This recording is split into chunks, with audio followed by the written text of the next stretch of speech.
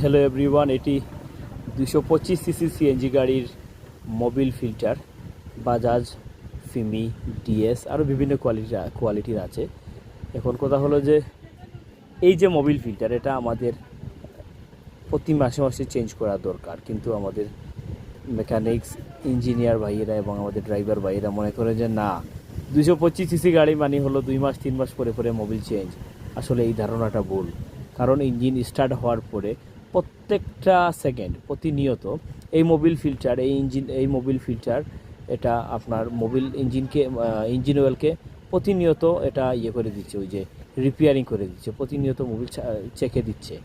এখন কথা হলো যে প্রতিটা মিনিট যেহেতু এই ফিল্টারটা কাজ করে, তাহলে 30 দিন পরে যখন আপনি মোবিল চেঞ্জ করবেন, ইঞ্জিন অয়েল চেঞ্জ করবেন, তখন সঙ্গে সঙ্গে এই ফিল্টারটাও চেঞ্জ করা দরকার। এটা অনেকে করে না, মনে করে যে না, 150 টাকা দামের একটা ফিল্টার কেন খরচ বাড়াবো।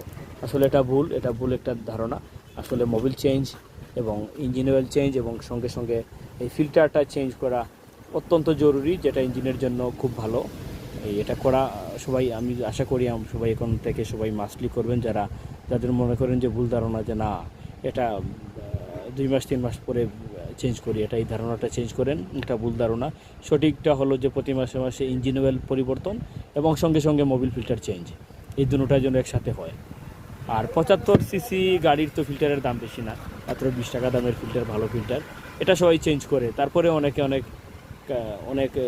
অনেকে কার্পণ্য দেখায় যে না পরে করবো। আসলে এটা করা ঠিক না, এটা করা প্রয়োজন।